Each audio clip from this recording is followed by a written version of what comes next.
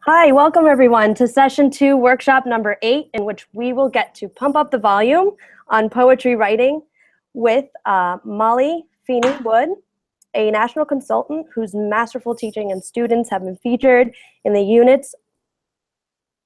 Sorry. Let's try that again. Sorry.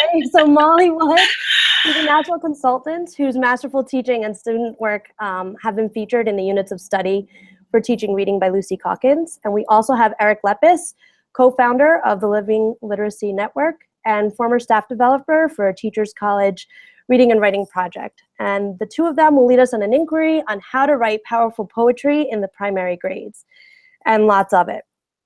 Don't forget to include the following hashtag on Twitter to join the conversation. Hashtag the EdCollabGathering space, hashtag 8.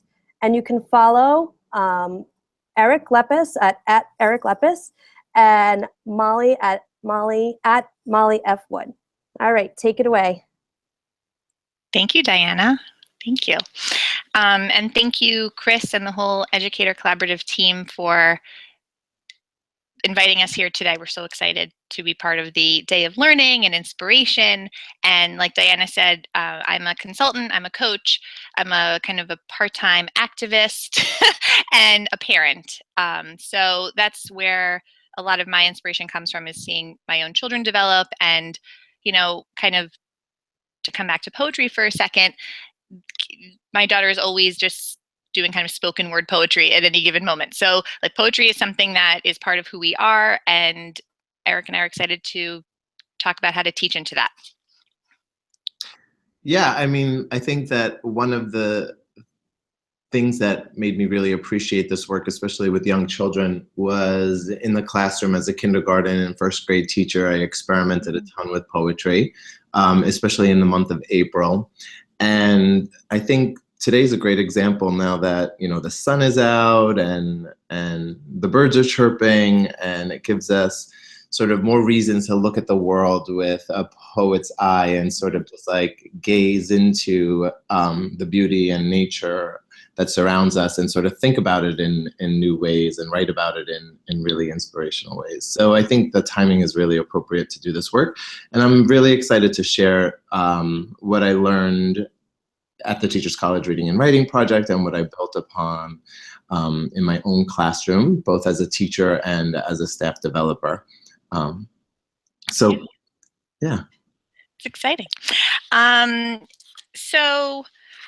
Okay, so let's think about why poetry, right? We kind of spoke a little bit about that just now, but I think that for myself, as I kind of reading a lot more these days, and you know, my children are old enough where I can read again, and have time to read. So one of the things that one of the authors that whose book I've been reading, Mary Carr, she wrote The Art of Memoir. She's a memoirist, but she says in her book that if you want to, that you should really be memorizing poems when you're stuck as a writer in general, because it's poets who teach us about the economy, not wasting a reader's time, right? So nothing's going to teach us about the economy of words better than poems themselves, right? Because in poetry, what we're doing is we're shifting we're kind of changing our definition of volume. In our title of this presentation, you know, we're talking about writing a lot of poetry, which really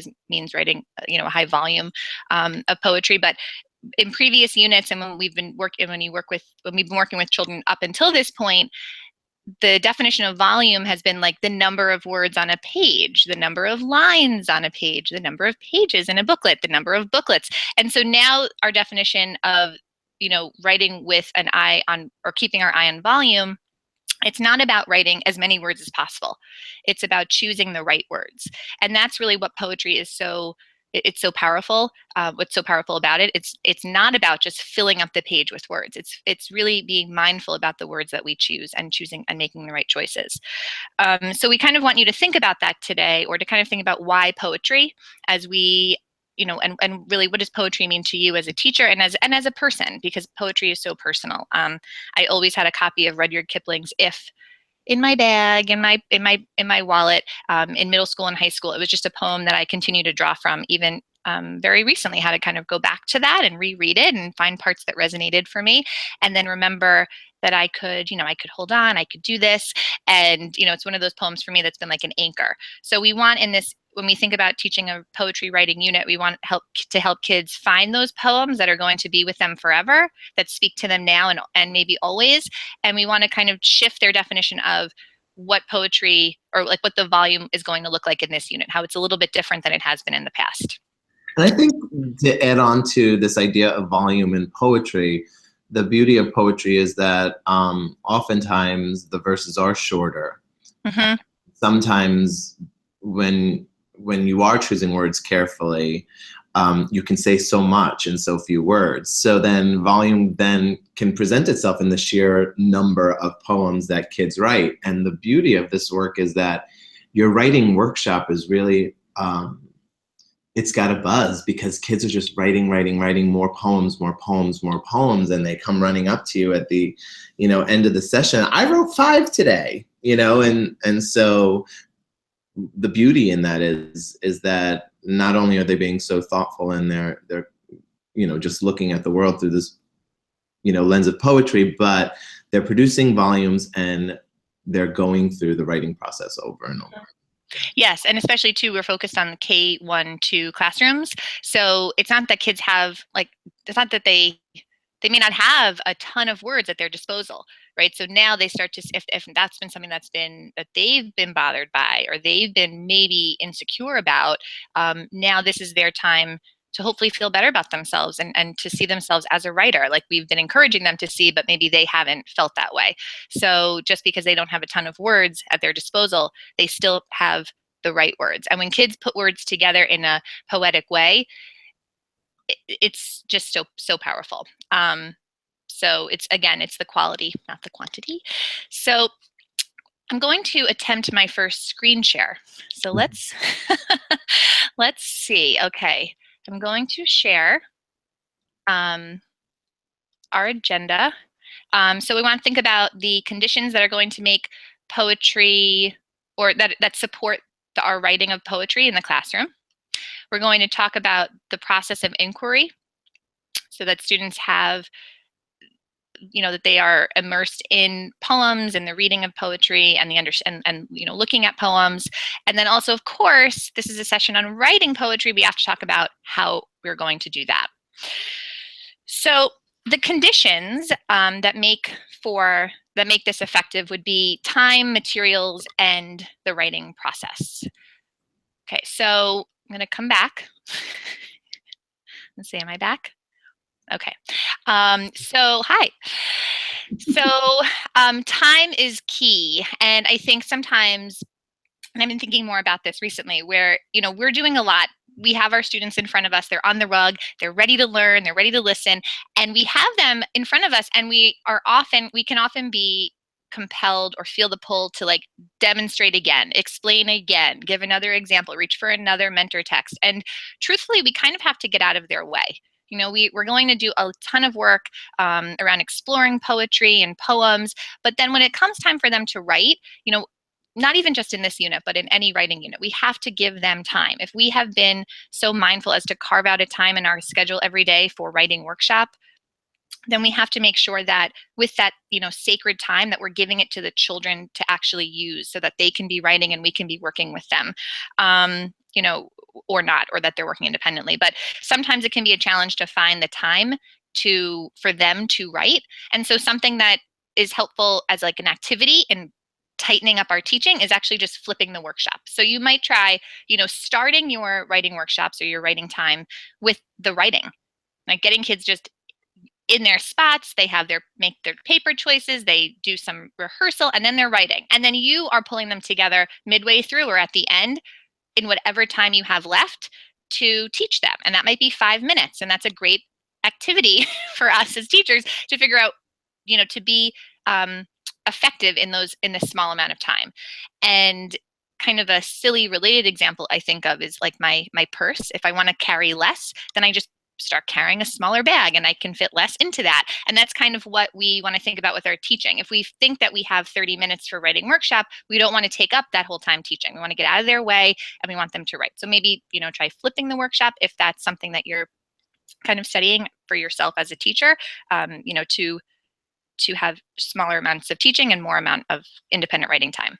And the other condition that we want to have in place are the materials, and that the materials in any unit of study should be matching the genre or the form of writing, and that they should really be accessible to the students. So we're going to continue to have paper choices, at their disposal, but we might now have paper choices that, we want to have paper that matches the genre, the kind of writing that we're engaged in, right? So we might have now extra verses, like slips of paper with extra 4 lines in a picture box that they have in the writing center, that we have in the writing center now for our writers.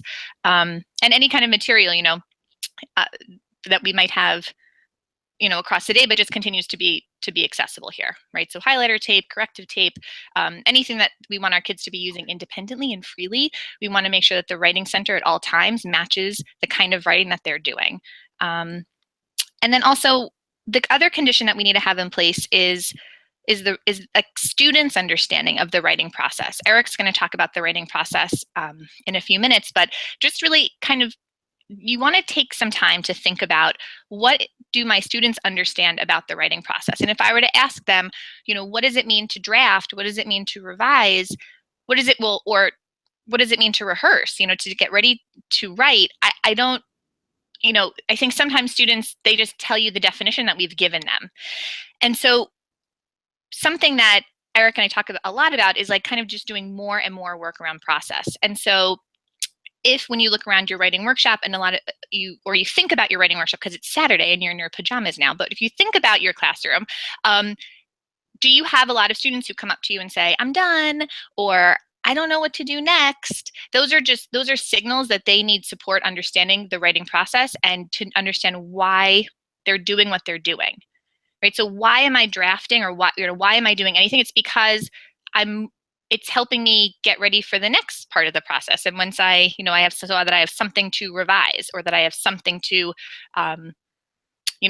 helping them see where they are right now in the process, and that it's helping them move toward the next step of the process. And if they don't know what to do next, or they feel like they're done, then we want to coach into that. So it might be having individual process charts that they're constantly moving themselves around. It might be that the share in every session ends up being, or I should say, like after the mini lesson, sending them off by saying, what's your plan for today? Or where are you in the writing process? Or, what are your plans for your writing today? And then at the end, pulling them back together and saying, so how did you do with that? How did you, checking in on their plan and how successful they were at meeting it, or how did it change? How did their work change throughout the workshop? According to what they thought they were going to be writing that day or doing. So just kind of thinking about checking in with them. What do they understand about the writing process, and where do they see themselves in the process? And it's kind of conditions that we want to have in place. So giving them time, making sure the materials match, and also that they understand what they're doing and why. And we will talk about the writing process specifically in a minute or two. Erik? So to add on to some of the things that you were saying, time is essential, and giving kids time to write is paramount in making this work happen. So I think that one of the things that makes this work successful is when the teacher decides to let go of all control. Like, poetry isn't an acrostic activity. We don't need to hold their hands. The beauty of poetry writing is that there are no rules. And so if we move away from trying to teach them formulaic kinds of poems, haikus and such, then we let students freely write. And by giving them a little less teaching up front, like you had mentioned, we're really allowing them the freedom to just explore and write and approximate.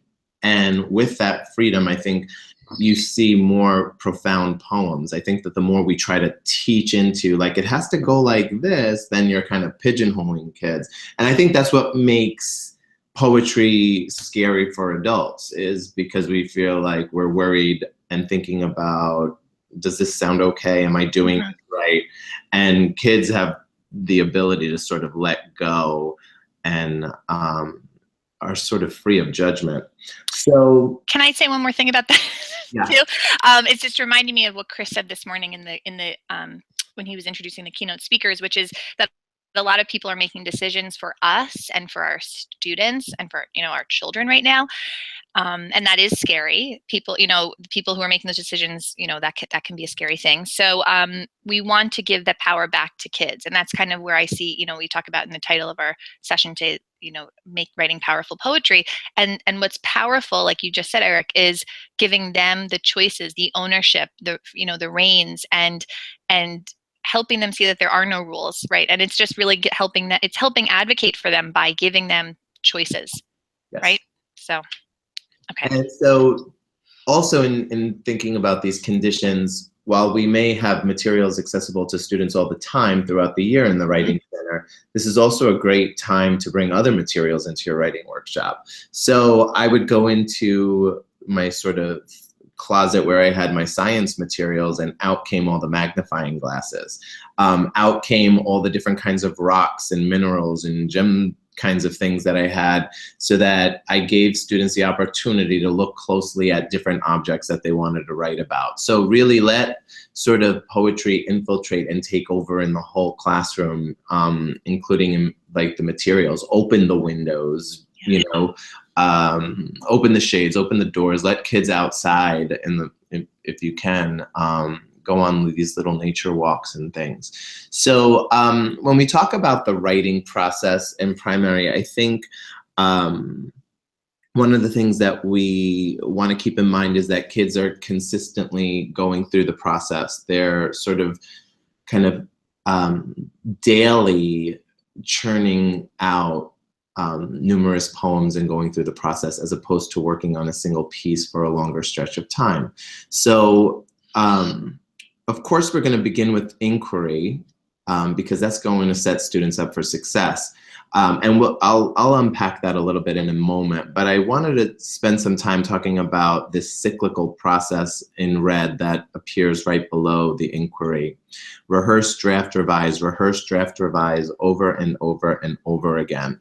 And so what we want students to do is essentially go to the Poetry Center, take a sheet of paper, think to themselves, what topic am I going to write about today? And then once they have an idea, they're thinking in this rehearsal, how will my writing, or how will this poem go? Deciding on point of view and form.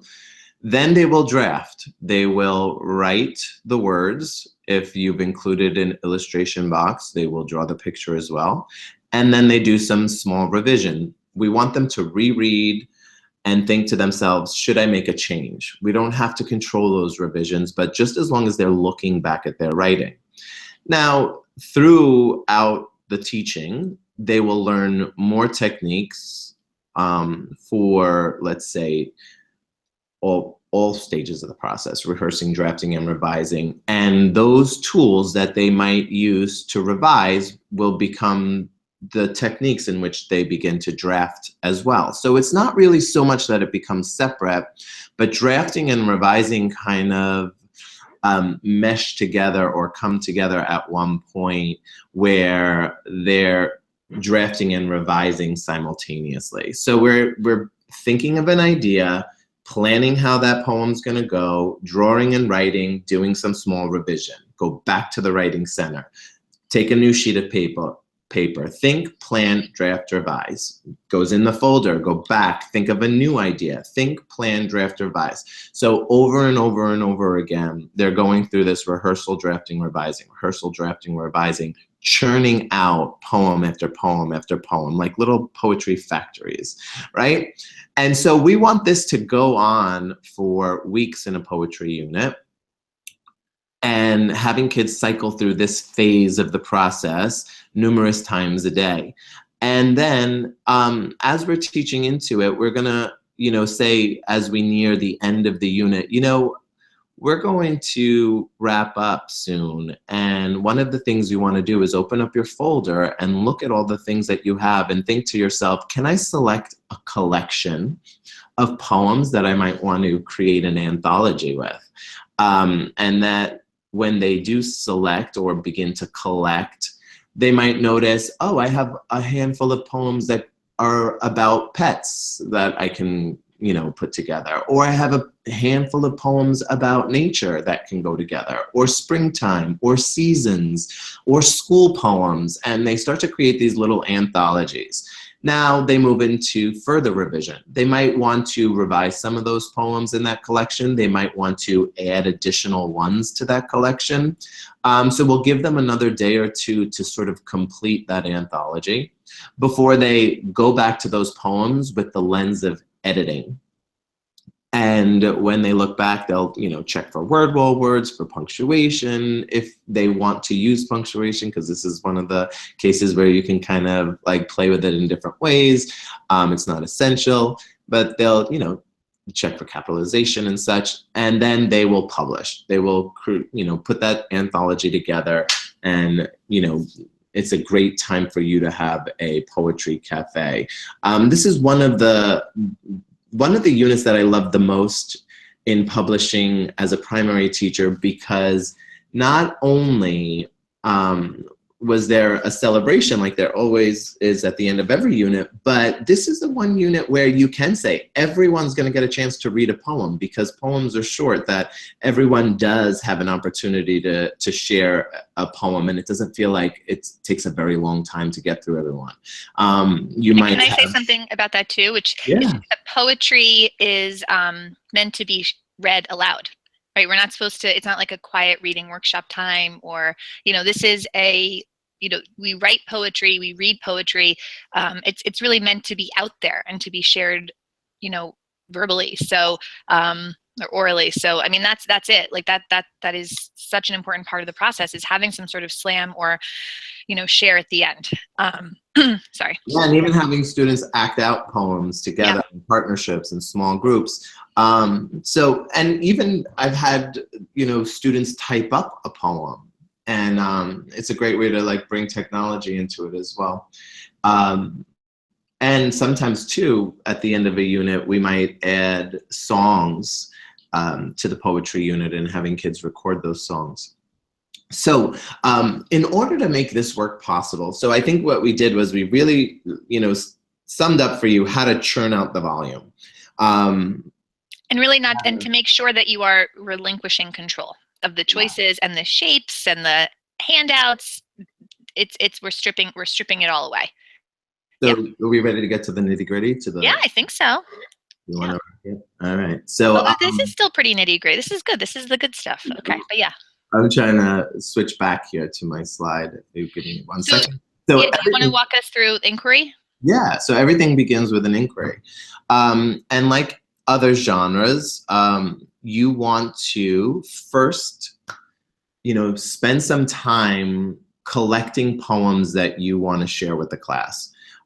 You want to collect a variety of poems. There are so many beautiful books of children's poetry out there. The titles are endless. And the great thing about each of those books is that when you purchase one or you borrow one from the library, it's filled with 100 poems. So you can get so much mileage just from one collection.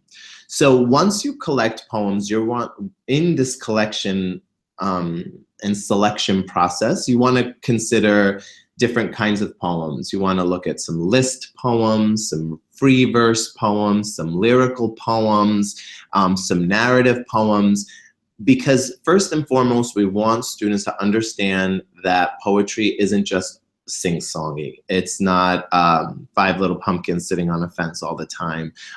Instead, it doesn't have to rhyme. It can sound in a variety of ways. And we want to also select a variety of topics, because a lot of times when we do get our hands on some of these anthologies, they will go together like, these are all poems about school. These are all poems about playing outside. These are all poems about the seasons. So it's important that we select a variety of topics so that kids can see that there are endless opportunities of topics to write about. And then the other thing you're looking for are the different techniques that poets use and the different, let's say, devices or elements of poetry. So you'll want to find things with rhyme, with alliteration, with consonants, assonance. You want to find ones with rhythm and beat, with vivid imagery. And we'll go more into that as Molly unpacks that later on. So then once you've created your collection and you've collected the poems to use with your class, I would say take a good week to explore poetry. Now, read poetry aloud to your students, create baskets of some of these poems, have students read them together. And as you begin to notice different things, start charting those noticings. It's funny that I'm always like wondering if charting is an actual word, but it is in our profession. I think you have to. Well, and also, like, as you're doing all the analytical work, like you're saying, that the analytical work might be more important than the actual writing. I mean, it's just as important, right? That like if you spend all that time analyzing and naming and defining the techniques and the sources of inspiration that the poets have drawn from, then you're doing so much more than just composing poetry.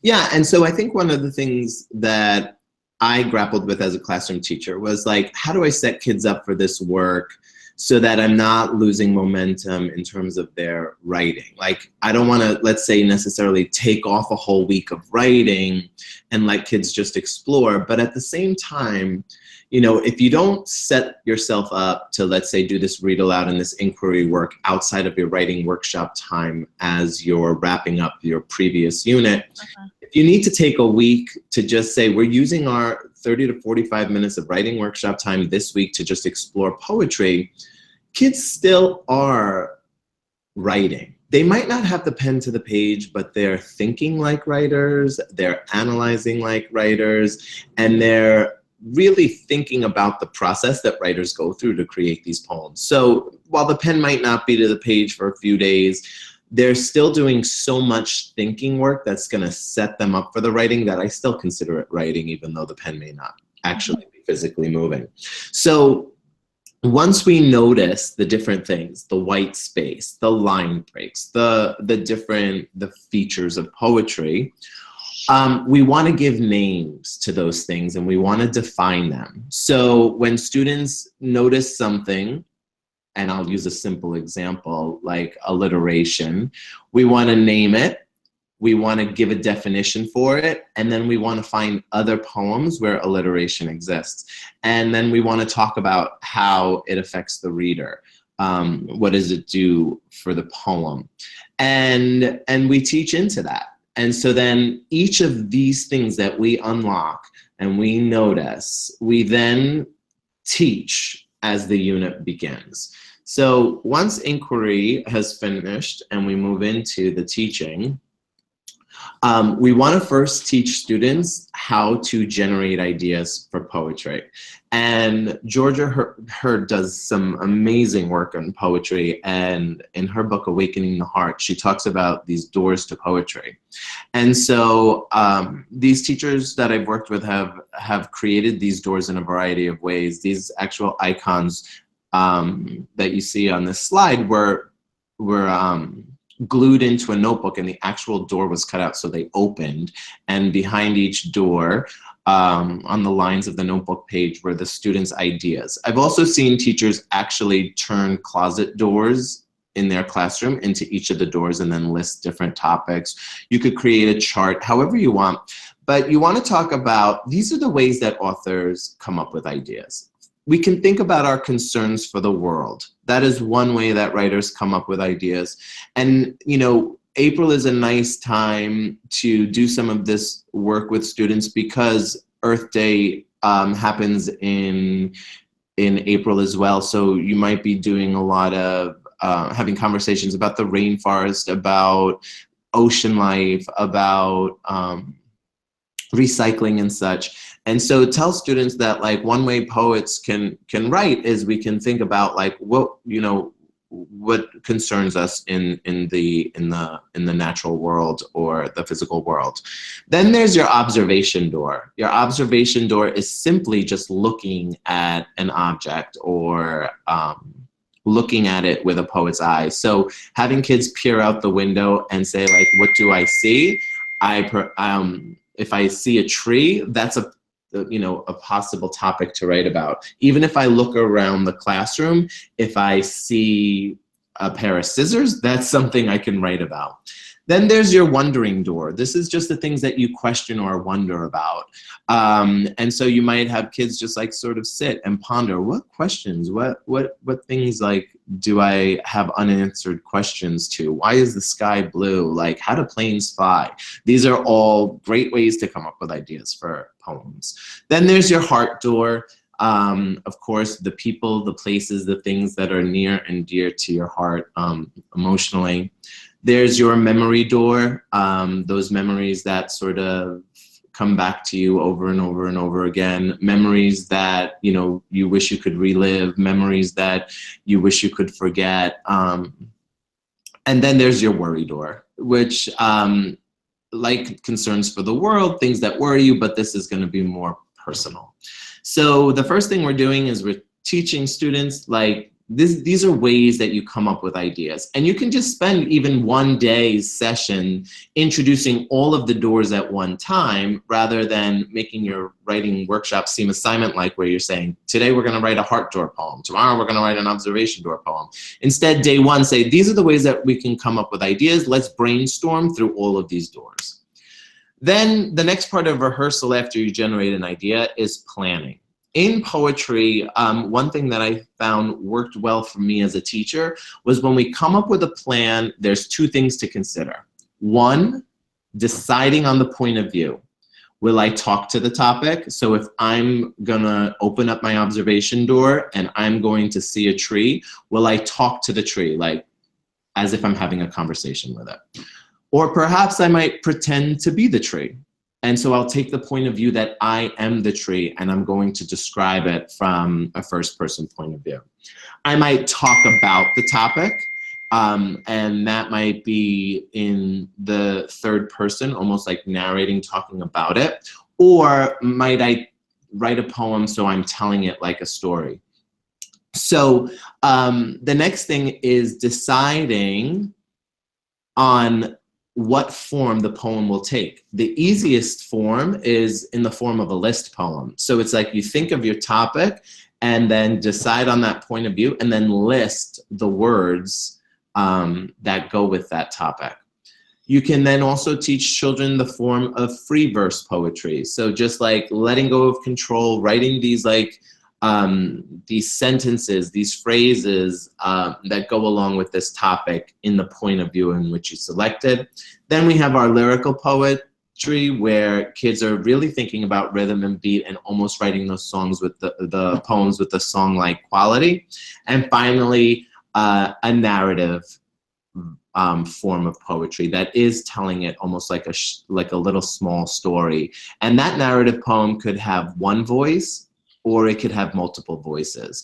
And so you can find some really great poems that have multiple voices, 2, 3, 4 voices, and you see like each column is poem written in different voices. So once kids know how to rehearse, the next thing is getting them to draft and revise with the different elements of poetry. And I'm going to turn that back over to Molly. But, you know, a question did come through in Twitter, and like, how do you help manage all of their writing? Because we're talking about churning out all this volume, and a simple 2-pocket folder always does the trick, you know? So I'm going to pass this off to you, Molly, if you want to pick up where I left off and, yes, and talk about what we're teaching into in terms of elements of poetry. Yes, and I just want to say too, Eric, what you just said is how kids are getting, I mean, that everything you just mentioned is happening within minutes, and then they're writing. So, all of that work on point of view and then picking the form, that's all happening, like you're modeling that in your lesson, how that happens quickly, like you're picking your point of view, you're picking your form, and then you're writing. Those are not, there's nothing drawn out about that. I think that's like a really important point to make for viewers at home. So, okay, so in the very short few minutes that we have left, thinking about, okay, so now that they're writing all this poetry, or we want them to, write with all of these qualities and techniques in mind, we might be, oh, I don't have this pulled up, I'm just speaking. Okay, let me pull this up. That we want to help them revise for the movie, right? We want to help them revise for ways that make their poetry, reveal the movie or the for their readers in their readers' mind. And so we want to help them create images and use descriptive language to create imagery in their poetry. We want to teach into and name in other poems similes and metaphors, because comparisons are so powerful in helping readers picture something, right? So if you're comparing the unfamiliar, which is what you're writing about in your poem, to something familiar to the reader, it will help them understand, what it is that you're talking about, or what it means to you. Writing concrete poems, in the shape of the topic that you're writing about also reveals the meaning, helps the reader picture what the poem's about. Where you put the text, how big it is, the font, all of those things, they help actually with the music and the movie, help us hear the poem and see it more clearly in our mind. And of course, the use of personification. So when a poet has used personification, it brings the object to life, right? So if Erik's talking about talking as if you are the object, well, give that object some voice. And today's all about voice and advocating for children and giving them voice. And so, of course, that's happening on the granular level of poetry, giving the topics that we're talking about human qualities.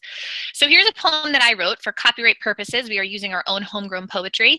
And so you might hold something like this up for your students. Name some of the techniques, or one or two of the techniques that you'd like them to incorporate. And discussing with them how the different techniques help create a movie in the mind of their reader. For the sake of time, I'm going to continue on. So we want to think also spend a few sessions of this unit revising for the music, right? All these things that poets do to help create a sound for poetry, which makes reading poetry so much fun and so important. So where the author or where the poet decides to make line breaks changes the way that we read them. The rhythm or the beat that they give their poems helps us find, our job as readers of poetry is to help find the rhythm, find the beat, and then read accordingly. As writers, we want to impact the way that our readers are reading our poetry. So we want to establish a rhythm. And of course, sometimes poems rhyme. Creating rhyming poetry, and also incorporating assonance, consonance, and alliteration, which is the repeated use of, well, I feel like I'm like speeding through this, but so it's really important too for, think about your kindergartners, your first graders, your second graders, any child who's really developing a letter sound awareness. We want to make sure that we are emphasizing, maybe more for some students than for others, rhyming poems, helping them develop an ear for rhyme. Assonance in poems is when there's a repeated vowel sound.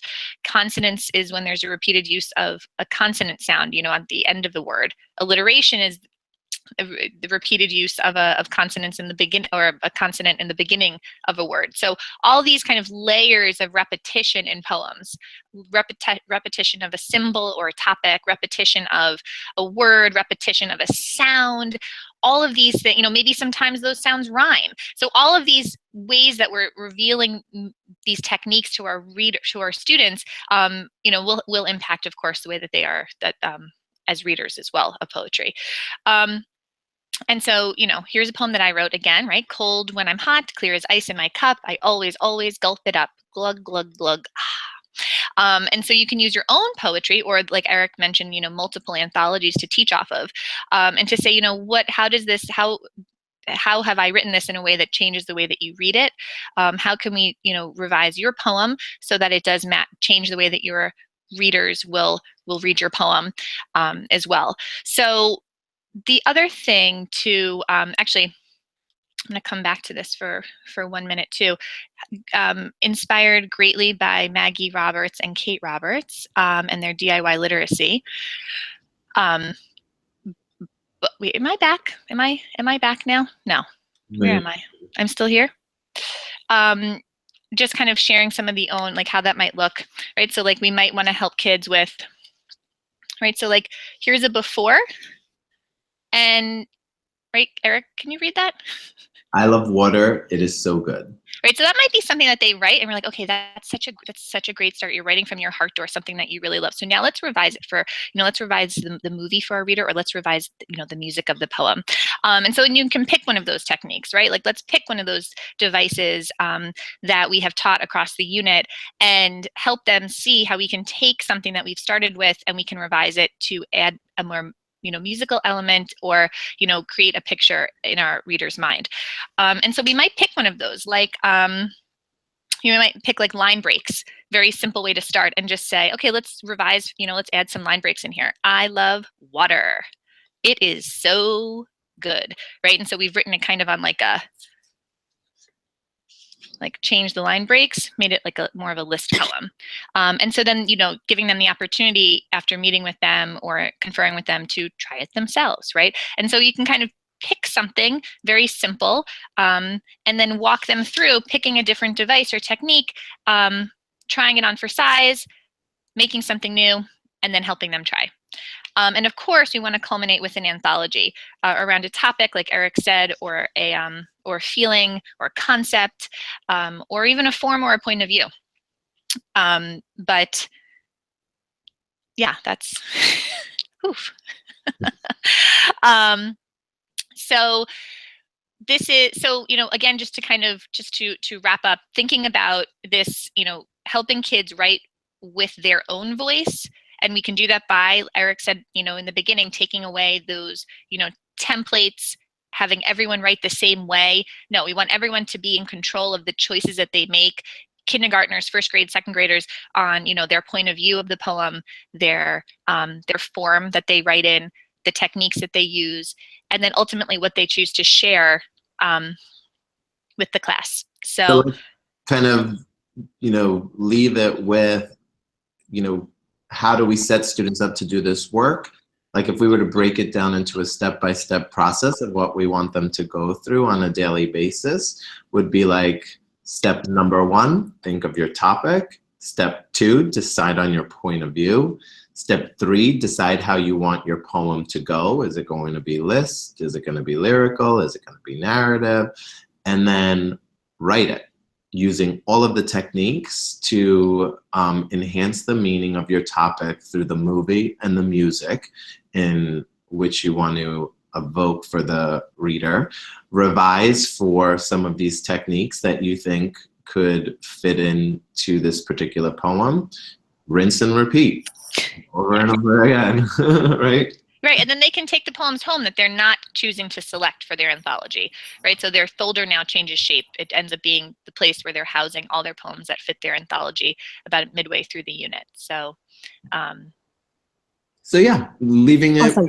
the meaning, the movie, and the music. There you go, poetry. And the headset, which I've never taken off. Awesome. Molly and Erik, this has been great. There's so many great takeaways that the audience can just try on Monday, right, with their kids, and the implications beyond K to 2. Mm-hmm. I think your audience came away with some great takeaways. So thank you so much. For everyone who's watching, just want to share what's coming up for session 3. Okay, we have workshop number 9, which is Chris Lehman with Amy Riley, Brittany Howell, and Jancy Clark, and they're going to talk about a project that the EdCollab has created, Global Kind Project. So that, I'm sure, is going to be very inspirational. We also have session 10 with Tanji Reed Marshall, and she will be discussing an invitation to examine, critique, and engage critical media literacy in the age of Common Core standards. And then we also have Ruth Ayers, Moves to Make for enticing hard-to-reach writers. And that is session number 11. We look forward to seeing you and having you tune in to our next session. Thank Bye. you, Diana. Thank you. You're welcome. Thank you. Bye. Bye.